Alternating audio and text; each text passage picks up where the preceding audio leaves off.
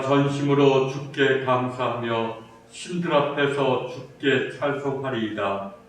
내가 주의 성전을 향하여 예배하며 주의 인자하심과 성실하심으로 말미암아 주의 이름에 감사하오리니 이는 주께서 주의 말씀을 주의 모든 이름보다 높게 하셨습니다. 내가 간구하는 날에 주께서 응답하시고 내 영혼에 힘을 주어 나를 강하게 하셨나이다. 여호와여, 세상의 모든 왕들이 주께 감사할 것은 그들이 주의 입의 말씀을 들음이오며 그들이 여호와의 도를 노래할 것은 여호와의 영광이 크심이니이다. 여호와께서는 높이 계셔도 낮은 자를 두고 살피시며 멀리서도 교만한 자를 아심이니이다. 내가 환난 중에 다닐지라도 주께서 나를 살아나게 하시고 주의 손을 펴사 내 원수들의 분노를 막으시며 주의 오른손이 나를 구원하시리이다.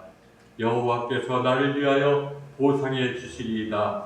여호와여, 주의 인자하심이 영원하오니 주의 손으로 지으신 것을 버리지 마옵소서. 하나님, 주일을 맞이하여 저희에게 주일 예배를 기억하게 하시고 예배를 드리게 하심에 감사를 드립니다. 간절히 원하옵기는 이 시간 성령님께서 오셔서 저희들의 마음에 역사하셔서 저희로 하여금 신령과 진정으로 예배드리게 하여 주옵소서. 이 예배를 통해서 주님께서 주시는 참된 구원을 체험하는 시간 되게 하시고 이 예배를 통해서 주님께서 찬송과 영광을 받아 주옵소서. 예수님의 이름으로 기도합니다. 아멘. 경배 찬송 9장입니다.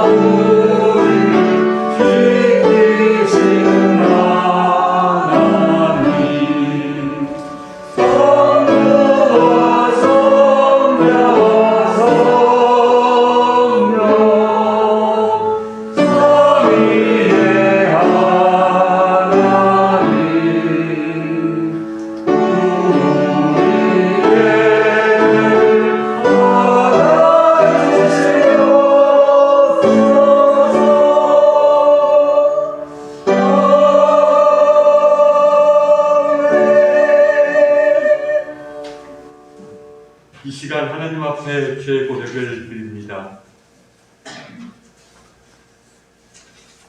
사랑의 하나님, 저희는 때때로 주님의 곁을 떠나 길을 잃은 양처럼 방황하여 육신의 욕망에 집착하며 살아왔습니다. 또한 주님의 말씀을 저버리고 빛의 자녀된 삶을 살지도 못했습니다. 용서의 하나님, 죄를 고백하고 회개하는 저희의 기도를 들으시고 자비와 긍휼을 베풀어 주옵소서. 우리 주 예수 그리스도의 이름으로 기도드립니다. 아멘. 죄사함 받기를 원하는 교우 여러분, 용서하시는 하나님의 말씀을 들으십시오. 만일 우리가 우리 죄를 자백하면 그는 미쁘시고 의로우사 우리 죄를 사하시며 우리를 모든 불의에서 깨끗하게 하실 것이요. 아멘. 찬송가 2장으로 성경하겠습니다.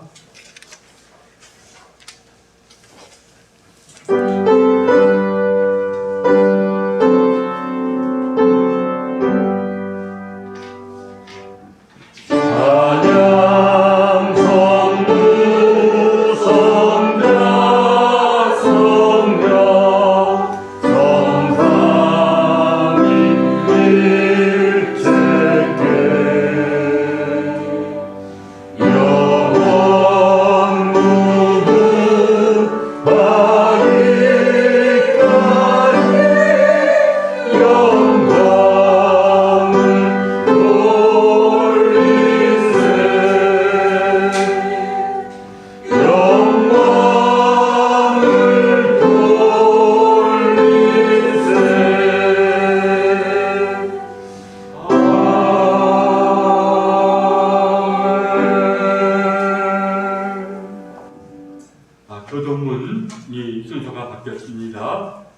46번 교독하신 후에 이혜성 집사님 기도 인도하시겠습니다.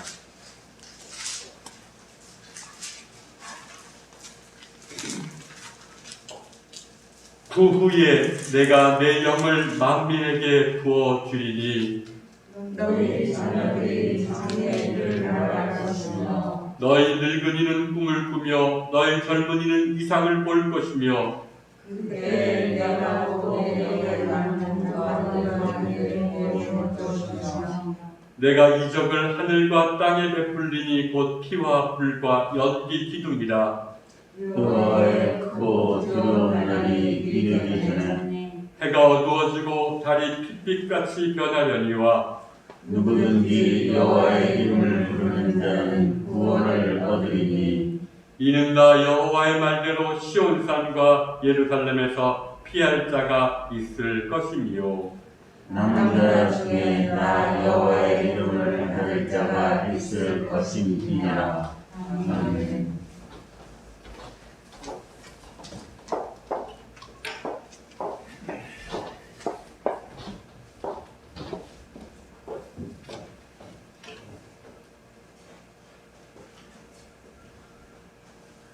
사랑의 하나님, 주님의 인도하심 따라 주님 전에 나왔사오니 이 시간 저희들 온전한 예배를 드리게 하여 주옵소서. 우리의 허물을 용서하여 주시고 세상적인 것들을 다 내려놓고 오직 주님만을 바라보는 믿음의 시간이 되게 하옵소서. 누구든지 그리스도 안에 있으면 새로운 피조물이라 이전 것은 지나갔으니 보라 새 것이 되었도다라고 하셨사오니 우리를 날마다 더욱더 새롭게 하옵소서. 아멘. 성령의 은혜를 통하여 주님의 깊고 오묘하신 뜻을 깨닫게 하시고 우리가 성령으로 힘입어 서로 용서하며 살게 하시고 가족 간에 성도 간에 이웃 간에 막힌 담들이 허물어지기를 원합니다.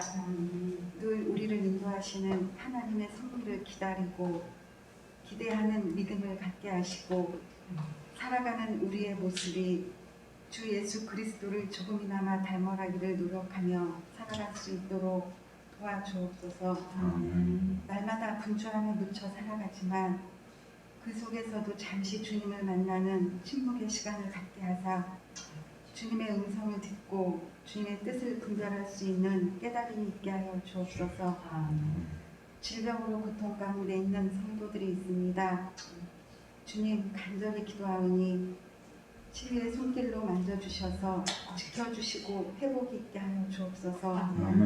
지금의 시련의 시간이 주님께 더 가까이 다가갈 수 있는 계기가 되게 하여 주옵소서. 이 시간 목사님을 통하여 주시는 말씀으로 더욱더 하나님의 섭리를 깨닫게 하시고 세미한 하나님의 음성을 듣는 저희들이 되게 하여 주옵소서. 감사드리며 우리 주 예수 그리스도의 이름으로 기도드립니다. 아멘.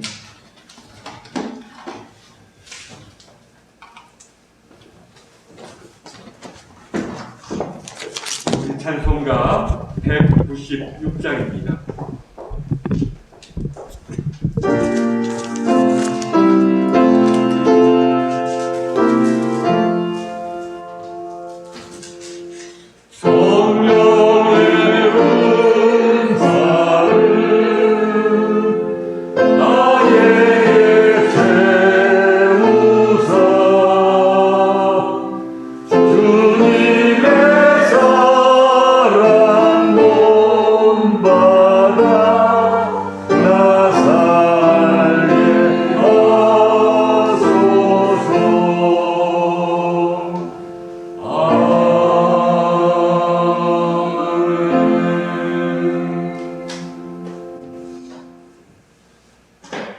성경 감림 후 둘째 주일 우리에게 주신 성경 말씀은 구약에 있는 사무엘상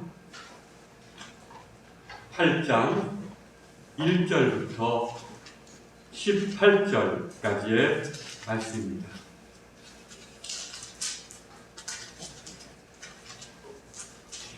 제가 봉독하겠습니다.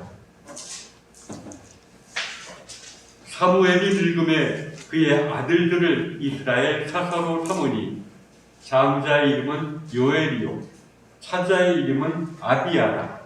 그들이 브엘세바에서 사사가 되니라. 그의 아들들이 자기 아버지의 행위를 따르지 아니하고 이익을 따라 뇌물을 받고 판결을 굽게 하니라. 이스라엘 모든 장로가 모여 라마에 있는 사무엘에게 나아가서 그에게 이르되 보소서 당신은 늙고 당신의 아들들은 당신의 행위를 따르지 아니하니 모든 나라와 같이 우리에게 왕을 세워 우리를 다스리게 하소서 한지라. 우리에게 왕을 주어 우리를 다스리게 하라 했을 때에 사무엘이 그것을 기뻐하지 아니하여 여호와께 기도하며 여호와께서 사무엘에게 이르시되 백성이 내게 한 말을 다 들으라. 이는 그들이 너를 버림이 아니요 나를 버려 자기들의 왕이 되지 못하게 함이니라. 내가 그들을 애굽에서 인도하여 낸 날부터 오늘까지 그들이 모든 행사로 나를 버리고 다른 신들을 섬긴 같이 내게도 그리 하는도다. 그러므로 그들의 말을 듣되 너는 그들에게 엄히 경고하고 그들의 자들을 왕의 제도를 가르치라. 사무엘이 왕을 요구하는 백성에게 여호와의 모든 말씀을 말하여 이르되 너희를 다스릴 왕의 제도는 이러하니라. 그가 너희 아들들을 데려다가 그의 병거와 말을 어거하게 하리니 그들이 그 병거 앞에서 달릴 것이며 그가 또 너희의 아들들을 1000부장과 50부장을 삼을 것이며 자기 밭을 갈게 하고 자기 추수를 하게 할 것이며 자기 무기와 병거의 장비도 만들게 할 것이며 그가 또 너희의 딸들을 데려다가 향료 만드는 자와 요리하는 자와 떡 굽는 자를 삼을 것이며 그가 또 너희의 밭과 포도원과 감람원에서 제일 좋은 것을 가져다가 자기의 신하들에게 줄 것이며 그가 또 너희의 곡식과 포도원 소산의 11조를 거두어 자기의 관리와 신하에게 줄 것이며 그가 또 너희의 노비와 가장 아름다운 소년과 나귀들을 끌어다가 자기 일을 시킬 것이며 너희의 양떼의 10분의 1을 거두어 가리니 너희가 그의 종이 될 것이다. 그날에 너희는 너희가 택한 왕으로 말미암아 부르실 때 그날에 여호와께서 너희에게 응답하지 아니하시리라 하니. 아멘. 오늘 우리가 읽은 말씀은 이제 유대 민족 곧 이스라엘에게 같은 커다란 정치적 변화가 다가왔던 그런 시기입니다. 원래 이집트로부터 탈출해서 나온 백성들은 모세의 지도하에 그리고 여호수아의 지도하에 하나님의 뜻을 행하는 백성으로 부름을 받았다가 결국은 그 후에는 사사들, 어떤 사람들은 판관, 재판관이라는 뜻인데 이 하나님의 부름을 받아서 자기 백성을 통치하는 사람을 사사라고 부릅니다. 이것은 하나님의 내가 강한 부르심을 받았다는 사람이고 또 이것을 사람들에게 입증해서 그렇구나라고 할 때 사람들이 그들의 사사로 따르곤 했습니다. 주로 이런 사람들을 예언자라고 하죠. 하나님의 말씀을 받은 자요. 내가 하나님의 말씀을 받았다는 것을 증명할 수 있는 자를 예언자라고 하고 그런 예언자에 의해서 백성들이 치리를 받았습니다. 그러나 예언자 혹은 제사장 혹은 사사에게는 사실은 세습은 없습니다. 그러나 이제 간혹 성경을 보면 엘리 제사장의 아들들, 이건 하나의 제사장을 돕는 역할을 하는 것이고 또 이 사무엘 예언자의 두 아들들을 사사로 삼았다라고 하는데 하나의 보조 사사로 삼았다는 것을 뜻합니다. 원래 예언자와 사사라는 것은 세습제가 아니라 하나님의 강한 성령의 기름 부음을 받고 그것을 입증해야만 그것이 사사로 임명되는 것인데 때로는 시대에 따라서 그냥 세습이 아니라 아들들과 또 친척들을 또 자기 일을 돕도록 했던 것 같습니다. 그러나 이 두 아들이 사람을 다스리는 일이 있어서 공의롭게 하지 못하고 또 자기의 욕심을 따라서 판결을 굳게 하고 뇌물을 받고 하는 것을 사람들이 알고 우리 제도를 바꿉시다 라고 얘기를 합니다. 이건 하나의 예언자들이 지배하던 그런 시대에서 이제 우리도 이웃나라들처럼 왕을 세워서 왕이 통치하도록 합시다 라는 것이었습니다. 그러자 사무엘이 그 왕을 세우는 것을 내가 말릴 수는 없지만 그러나 너희들이 왕의 제도가 이러이러하다는 것은 알아라 라고 말합니다. 그래서 왕정이 시작되면 강한 군대가 있어야 되는데 그 군대는 사사들이 필요에 따라서 소집했던 그런 군대가 아니라 항상 군대로서 존재하는 군대, 전문적인 그리고 직업적인 군인들로서 이루어진 군대가 존재해야 되고 병도, 말이 이끄는 그런 전투, 요즘 말로 하면 전쟁을 장갑차 같은 거겠죠. 마차에다 말이 끄는 것, 그리고 이러한 것이 있어야 되고 또 그것을 위해서 마국 말들이 필요하고 마국간이 필요하고 재원을 조달해야 되고 그래서 항상 세금을 너희에게 부과해야 되고 너희의 아들과 딸들은 그 군대를 위해서 봉사해야 되고 또 군대의 일부분이 되어야 하고 결국은 너희가 이러한 왕정 제도에서 많은 사람들이 그런 왕의 종이 되는 것이다 라고 얘기합니다. 하나님이 이런 것을 내게 일깨워주셨다 라고 말합니다. 그런데도 백성들은 그래도 당신의 아들들이 부패한 아들들이 사사로서 치리하는 것보다 그게 낫습니다. 왕을 세워주십시오 라고 요구를 했고 결국은 하나님께서 그들의 요구를 들어주라고 얘기를 하십니다. 이제 하나의 요즘은 이제 왕이 통치하는 시대는 이제 거의 없죠. 그러나 얼마 전까지만 해도 세계 많은 나라에서 왕들이 치리하는 나라에서 이제 민주제도, 많은 사람들이 소위 투표를 통해서 자기를 다스릴 지도자를 선출하는 그런 민주제도로 바꿔진 것은 얼마 오래지 않습니다. 그러나 역사를 보면 오랫동안 인류의 역사와 함께 했던 것이 바로 이런 왕정, 왕이 치리하는 제도였습니다. 강력한 중앙집권제에 강력한 군대를 거스리고 모든 세금을 징수할 수 있는 권한을 갖고 그리고 모든 명령권을 가진 이런 강력한 이런 왕정 제도를 도입했던 것입니다. 그럼 우리가 흔히 여기서 하나님은 왕의 제도를 원치 않고 사사 제도를 원하시는구나 라고 생각할 수도 있지만 그러나 성경의 전체 맥락을 바라보면 하나님께서 반드시 이 왕의 제도를 부정적으로만 본 것은 아닙니다. 때로는 민수기에서 강력한 제도 그리고 질서를 강조하셨고 더욱더 나아가서는 왕에게 하나님이 사무엘을 통해서 기름 부음을 명령하십니다. 이제 하나님의 거룩한 영을 그에게 부어주어서 그로 하여금 그 왕으로 하여금 백성을 올바르게 치리하도록 하셨던 분도 하나님이십니다. 그러니까 어떻게 이러한 폐단이 있음에도 너희가 왕을 세운다면 하나님께서는 그 왕의 제도를 가리키고 그의 폐단을 가리키면서 또 그 왕에게 성령 기름 부음을 받도록 하여 주셨던 것입니다. 그래서 다윗도 기름 부음 받은 자입니다. 그러니까 우리가 사사 제도가 올바른 제도인데 또 왕의 제도는 이거는 이방인의 제도다라고 성경은 해석하지 않습니다.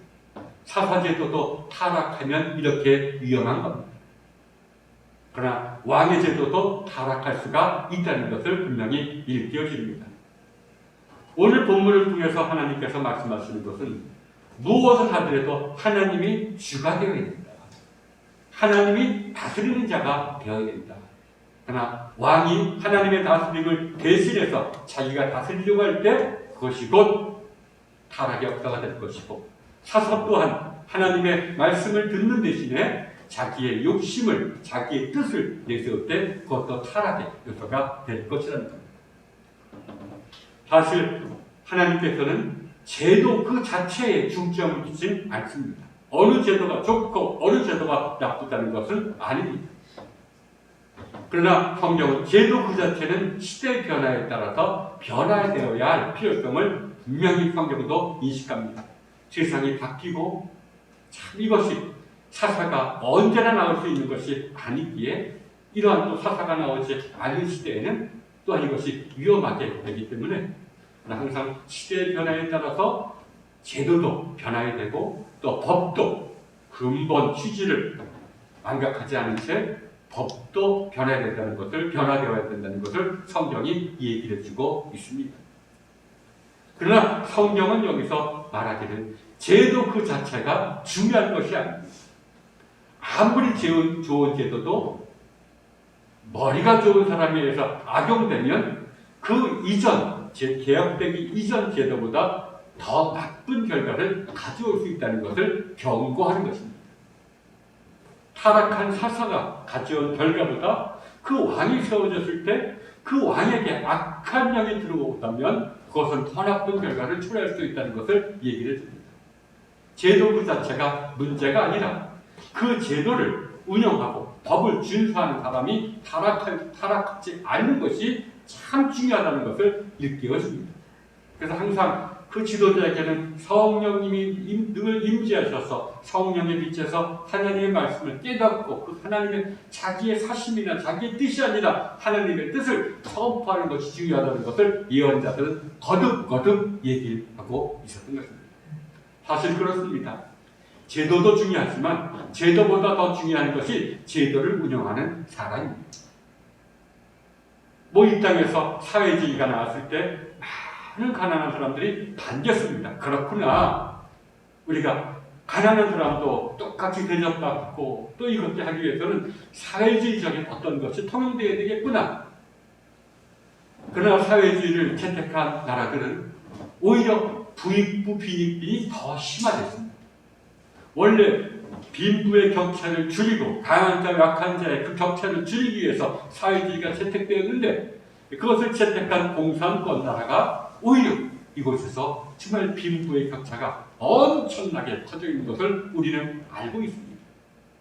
또 아무리 좋은 제도라 할지라도 그것이 악용될 때 이것은 참 상상하기 힘든 결과를 가져옵니다.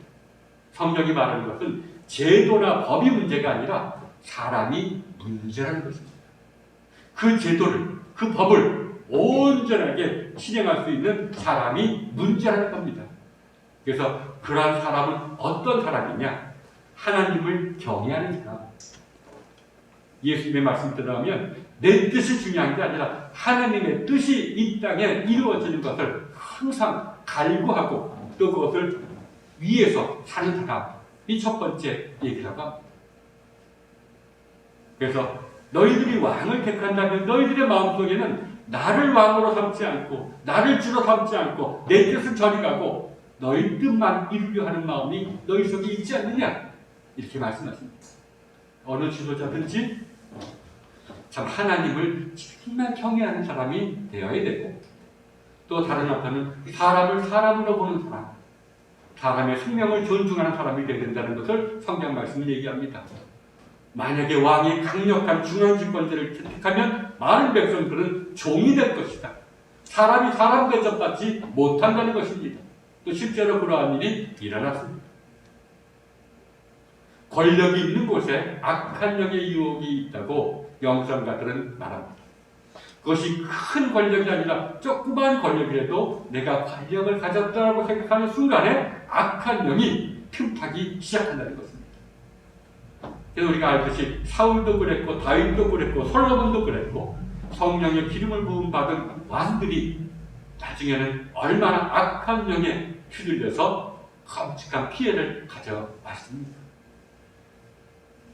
때문에 늘 세상을 치리하고자 내게 맡겨진 사람들을 치리하고자 하는 사람들은 늘 하나님의 뜻을 분별할 수가 있고 내 뜻보다 하나님의 뜻을 더 소중히 여기는 사람이 되어야 된다는 것을 성경은 얘기하는 동시에 항상 사람을 사람으로서 존중하는 사람, 사람을 내 종이나 사람을 나를 위한 사람으로 바라보지 않는 것이 중요하다는 것입니다. 내가 하나님의 사랑을 받으면 너도 그 어떤 사람도 하나님의 사랑을 받는 사람이기 때문에 존중하는 것이 중요하다는 것입니다. 악한 영이 들어오면 제도를 이용해서 다른 사람들을 내 밑에 있는 사람, 내 말을 들어야 되는 사람, 내 종의 역할을 하는 사람으로 이렇게 생각하기가 쉽다는 것입니다. 그래서 미가서 6장 8절에서는 하나님이 원하시는 사람이 누구냐? 겸손히 하나님과 동행하는 사람, 겸손히 하나님과 함께하는 사람, 늘 하나님과 기도하는 사람이요. 둘째는 인자를 사랑하는 사람, 자비로운 사람, 사람을 불쌍히 여길 줄 아는 사람, 그리고 공의를 행하는 사람. 그래서 이런 겸손과 그리고 자비와 공의를 사람됨의 조건으로 제시했을 뿐만 아니라 이것이 하나의 지도자가 반드시 갖춰야 될 덕목이라고 얘기를 했습니다. 처음에는 이런 것을 갖춘다 할지라도 그러나 하나님의 영이 그의 죄로 인해서 하나님의 영이 소멸되면 이것은 온데간데 없어지고 지도자가 교만해지고 지도자가 무자비해지고 지도자가 불의를 행하게 되는 것입니다.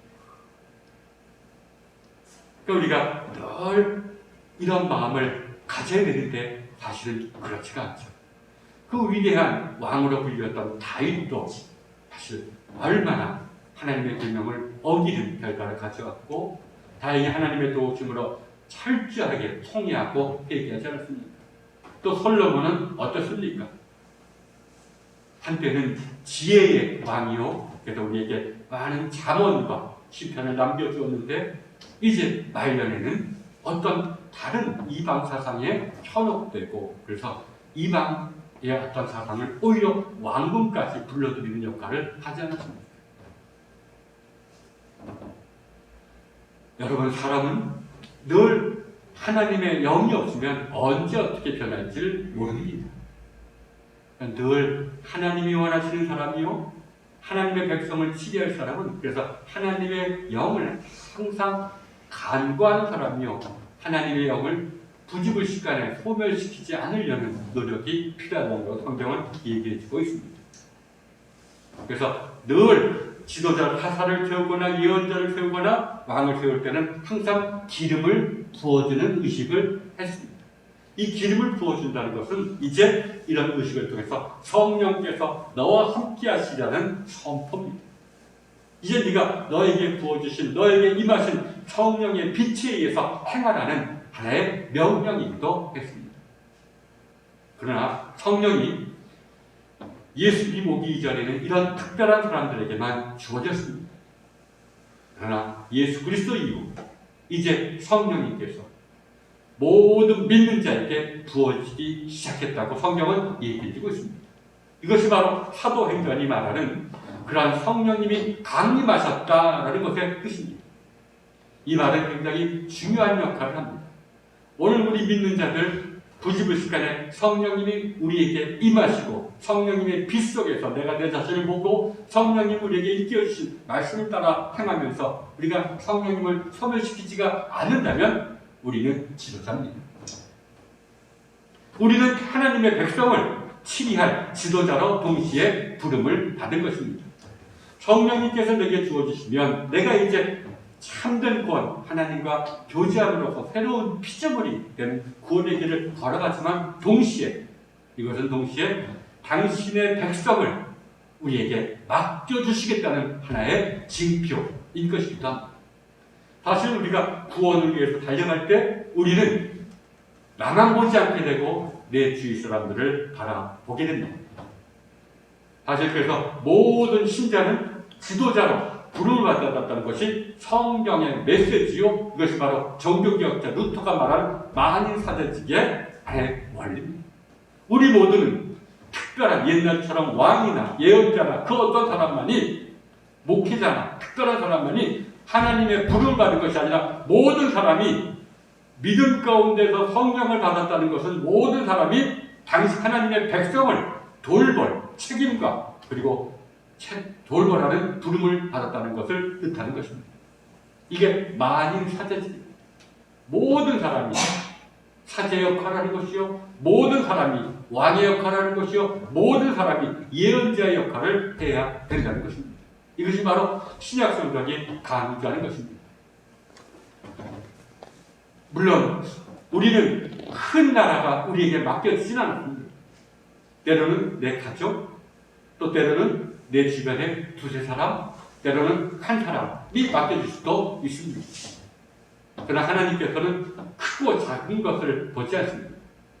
우리에게 이 지구에 절반이 맡겨진다 할지라도 그것이 하나님이 크게 보시겠습니까? 아니면 내게 두세 사람이 주어졌다 할지라도 내가 하나님이 나에게 맡겨주신 사람들이구나라고 생각하면서 성심성의껏 바라보는 것, 세상의 관점에서 보면 후자는 아무것도 아닙니다. 그래도 이왕 세상에 태어났으면 그래도 많은 사람을 다스려봐야지. 그러나 이것은 세상적인 관점입니다. 하나님은 약한 자를 들어 뜨시는 분입니다. 하나님은 위대한 나라, 세상 사람들이 보기에 위대한 나라, 그 속에서 당신의 나라를 보지 않습니다. 비록 작을지라도 진실로 당신의 뜻이 이루어지는 곳에 당신의 나라를 세우십니다. 하나님의 백성은 하나님 나라를 살아야 되는 것입니다. 그러니까 크고 작은 곳에 연연하지 말아야 됩니다. 그래, 나 같은 사람이고 아닙니다. 이걸 우리가 소시민 제도라고 그러죠. 나 같은 사람이고 정치 지도자들이다. 그 어떤 지도자들이 하라는 대로 하면 되지. 또 아니면 그들을 비판하면 되지. 나 같은 사람이고 아닙니다. 성경은 우리 모두가 성령을 받은 우리 모두가 지도자가 되기를 원합니다. 내 주변에 맡겨진 사람. 그래서 그러나 예수님은 다스리는 자를 다시 정의하기를 너희 가운데 다스리는 자가 되어야 하거든 그는 먼저 섬기는 법을 배우라고 말합니다. 다스리는 자는 섬기는 자가 진정으로 다스리는 자라는 것입니다. 사실 예언자들도 다스리는 자가 아니라 섬기는 자요. 사사도 다스리는 자가 아니라 섬기는 자요. 왕도 기름 부음 받을 때 섬기는 자로 부름을 받았습니다. 그러나 성령님이 충만할 때 그들에게 섬김은 사라지고 온갖 권력과 지배욕구가 난무했던 것을 우리는 볼 수 있습니다. 네, 성령님께서 우리에게 주어지실 때 우리가 비로소 내가 정화되고 내가 믿음이 주어지면서 내 체험이 깊어가는 것을 느끼지만 동시에 내게 사람들이 주어지는 것을 바라볼 줄 알아야 됩니다. 이 사람들이 주님께서 내게 맡기신 사람, 내가 섬겨야 할 사람이구나 라는 것을 알아야하는 것입니다. 때로는 내가 며느리로서, 또 때로는 사위로서, 또 때로는 학교에서는 내가 한 사람의 친구로서, 또 내가 한 사람의 이웃으로서 성령님이 그때마다 우리에게 보여주시고 이 사람이 바로 네가 섬겨야 될 사람이다 라고 할 때, 그것에 순종할 때 작은 불꽃 하나가 큰 불꽃을 이루듯이 그 자그만 하나가 그 공동체와 그 주변을 밝게 만드는 것입니다. 이게 바로 하나님이 역사하시는 방식입니다. 하나님은 결코 교만하고 이 땅에서 크고 강한 자를 들어쓰시지 않겠다고 예수님이 우리에게 약속하셨습니다. 비록 세상에서 조롱을 받고 세상에서 약한 자를 내가 들어서 내가 그를 통해서 나의 뜻을 이루리라 라고 말씀하신 분이 바로 예수님 아니겠습니까? 우리는 큰 것을 맡고 싶어 합니다. 교회도 큰 교회를 맡고 싶어 하고, 또 내가 기업도 큰 기업을 이루고 싶고, 또 때로는 내 친구 관계나 무슨 모임에도 큰 것을 좋아하는 것입니다. 그러나 그것은 세상의 관점입니다. 그것을 좋아하는 것은 어찌 보면 악한 영의 미혹일 수도 있습니다. 비록 작은 공동체라 할지라도 그래, 내가 이들을 살리자.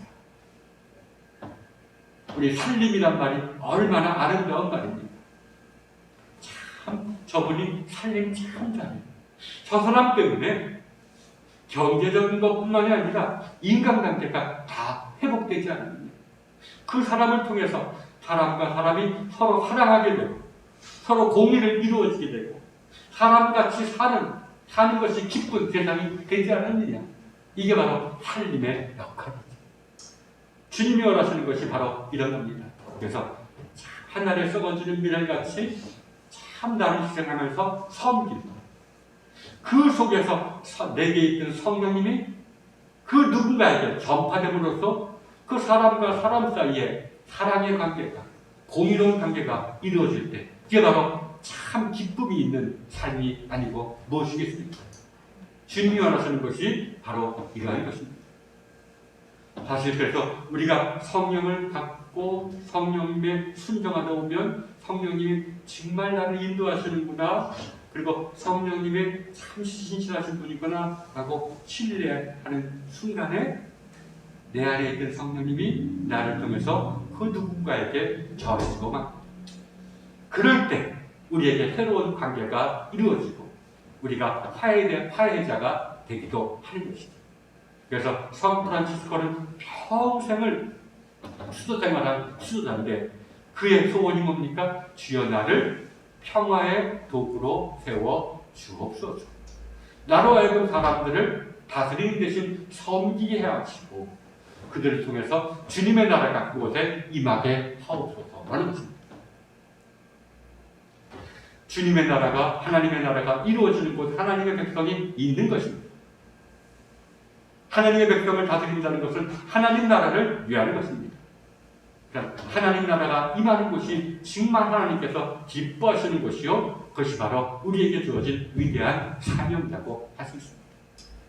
우리는 너무 소시민적인 태도를 버려야 됩니다. 글쎄, 나 같은 게 뭐 아닙니다. 내가 은혜라도 받으면 사람들이 눈에 띄고 그런 사람들을 섬기고 싶은 마음을 가지게 됩니다. 그래서 사실 영성가들은 내가 은혜 받은 결과가 뭐냐? 내가 사람을 섬기려는 마음이 듭니다. 사람이 불쌍해 보이고 그를 섬기고 그에게 공의를 실천시켜주고 그에게 자비를 실천시켜주는 마음이 드느냐, 이게 바로 내가 은혜 받은 것인지 아닌지를 판별해주는 그런 분별의 기준이라고 얘기를 합니다. 중요한 것은 하나님의 은총이 내 안에서 흘러넘쳐서 나를 통해서 내 주변 사람들에게 도달하는 것이 하나님 보시기에 아름다운 것이고, 그것에서 비록 뭐가 합니까? 공의가 세워지고 자비로운 것이 사라지고 사람과 사람이 공정하게 대접을 받고 사람과 사람이 서로를 기뻐하게 되는 것, 그게 하나님의 나라가 아니고 무엇이겠습니까? 성경은 큰 사람을 통해서 역사하지 않습니다. 오히려 위대한 왕의 치부를 그대로 드러내고 때로는 예언자의 치부도 그대로 드러냅니다. 그러나 평범하고 비록 작고 세상에서 보잘것없는 사람들, 예를 들자면 룻 같은 사람을 통해서 얼마나 하나님의 나라가 그 여인을 통해서 이루어지고 많은 사람들에게 감동을 주었습니다. 또 에스더 같은 사람, 정말 포로로 잡혀간 것이죠. 그곳에서 비록 왕비가 되었다고는 하지만 사실은 왕비가 아니라 하나의 후첩이 되었을 것입니다. 인간적으로 보면 불쌍한 사람이지만 그 한 사람의 섬김을 통해서 얼마나 큰 하나님의 역사가 이루어졌습니다. 또 우리가 안산 본호동에 있는 우리가 최영신 기념관이라는 곳이 있지 않습니까? 이 여성이 결국은 30 넘어 살지를 못했는데 이 한 사람이 정말 내가 사는 동네 사람들을 섬겨야 되겠다라고 생각해서 그 어려운 농민들, 빚에 시달리는 농민들 위해서 계몽을 하고 거기서 작은 공동체 하나를 꾸려 나가고 그것이 사실은 전국적으로 확산되는 계기가 되지 않았습니까? 이것을 소설화시킨 것이 시문의 상록수라는 것입니다. 우리는 절대로 소시민이 아닙니다. 우리가 한번 하나님의 은혜를 받는다면 우리는 하나님의 사명을 받은 자입니다. 왕입니다. 사사입니다. 예언자입니다. 나 하나 구원받으면 됐지, 이건 아닙니다. 그래서 이러한 것이 참 성령님이 우리에게 임할 때 내게 구원이 깊어지면 나는 이웃을 섬기게 되어 있습니다. 왜? 하나님의 눈으로 점점 보기 때문에. 그래서 이를 위해서 우리가 해야 될 것이 기도입니다. 그래, 이러한 사람이 되기 위해서는 하나님을 경외하는 사람, 기도하는 사람이 되어야겠어요. 늘 성경을 묵상하고 기도하면서 겸손한 자가 되지 않겠습니까? 그리고 그 기도 속에서 하나님의 뜻을 받으면 우리는 정의를 우리가 사랑하는 겁니다. 사람과 사람 사이에 공의가 이루어지기를 바라게 되는 것이죠. 그래서 억울하게 빼앗긴 사람을 불쌍히 여기고 또 빼앗은 사람에게는 돌려주라고 얘기해요. 이런 마음을 가지게 되고 이러한 마음으로 주의를 우리가 섬길 때 주님께서는 우리를 작은 사사, 작은 예수님이라고 부를 것입니다. 아무쪼록 성령님이 우리 모두에게 주어져 있음을 우리가 인식하고 이 성령님을 우리의 잘못된 것들로 인해서 소멸시키지 않는 지혜로운 여러분이 되시기를 바랍니다. 그렇다면 그것은 분명 우리에게 하나님의 어떤 도구로서 우리가 부름받았다는 것을 일깨워 줄 것입니다. 그럴 때 내가 살아야 될 이유가 생기는 거죠. 내가 살아야 될 기쁨이 여기 있는 거죠. 내가 살아야 될 목적이 있는 거죠. 이런 은총이 여러분 모두에게 주어지기를 주님의 이름으로 축원합니다. 사도신경으로 신앙 고백 드리겠습니다.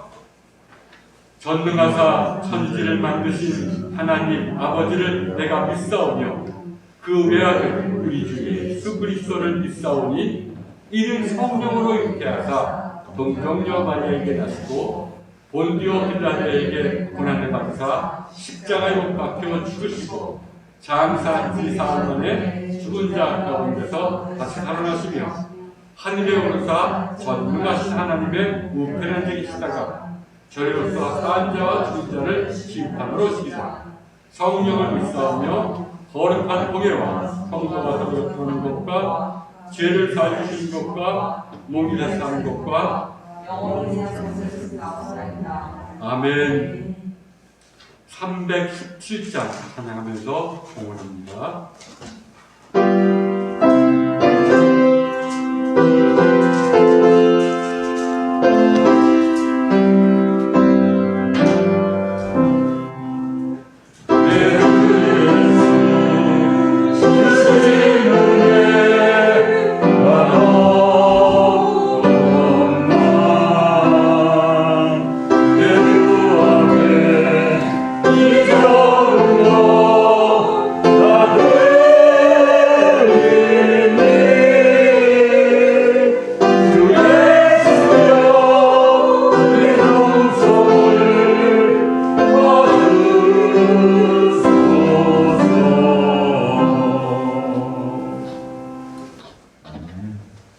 하나님, 우리의 눈을 열어주셔서 주님이 얼마나 우리를 사랑하는지를 깨닫게 하옵소서. 또한 주님께서 우리를 당신의 통역자로 부르심을 깨닫게 하여 주옵소서. 하나님, 세상의 눈이 아니라 주님의 눈을 주옵소서. 비록 주님께서 은혜를 베푸셨지만 아직 우리의 눈이 흐립니다. 주님, 은혜의 은혜를 더하여 주옵소서. 아직 부족한 가운데서도 주님께서 베푸신 크고 작은 은혜 감사드리며 이제 주님의 뜻을 위하여 헌금을 내놓으니 주님 받아 주옵소서. 예수님의 이름으로 기도드렸습니다. 아멘. 교회 소식 전해드리겠습니다. 예배의 은총이 여러분과 가정에 항상 충만하시기를 기원합니다. 우리 성령 강림절 둘째 주일 성서 일과를 기억하고 최소한 한 번쯤은 그래도 읽어보시기를 바랍니다. 또 맥주감사절 기념 성경 필사대회가 이제 아래와 같이 열립니다. 여러분 기억해 주시고 어떤 성경 묵상을 위해서 꼭 한번 여기에 참여해 주시면 감사하겠습니다. 자, 이제 483장 찬송 드리신 후에 축도로 예배 마칩니다.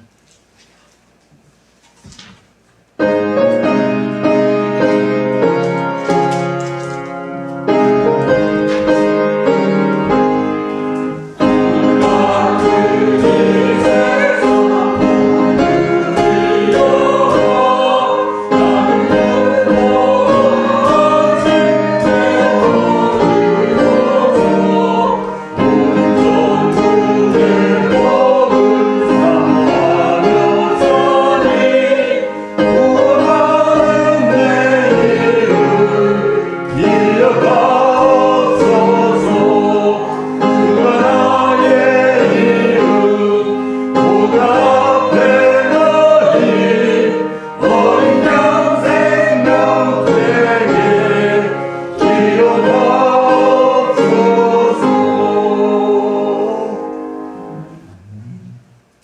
주님, 우리 교우들을 불쌍히 여겨 주옵소서. 무엇보다도 하나님의 영이 떠나지 않게 하여 주옵소서. 하나님의 거룩하신 영이 오히려 우리 안에서 더욱더 깊이 있게 우리를 인도하게 하시고, 오히려 이 영이 우리 안에서 충만케 하여 주옵소서. 그래서 이제는 우리가 사는 것이 아니요 성령님의 인도하심을 따르는 삶이요, 이를 통해서 그리스도가 내 안에 사신다고 우리도 고백하게 하여 주옵소서. 또 안팎으로 육신을 가진 우리 연약한 인간들, 질병 때문에 또는 경제적인 어려움 때문에 또는 사람들과의 관계 속에서 고뇌하고 또 고민하고 고통을 받는 우리들이 대다수입니다. 주님 이를 기억하여 주시고 감당할 만한 시련만 허락하여 주시옵시고, 또 시련을 하나님의 은혜로 받아들일 수 있는 은총도 허락하여 주옵소서. 주님께 이것을 맡기올 때 주님께서 응답하여 주옵소서.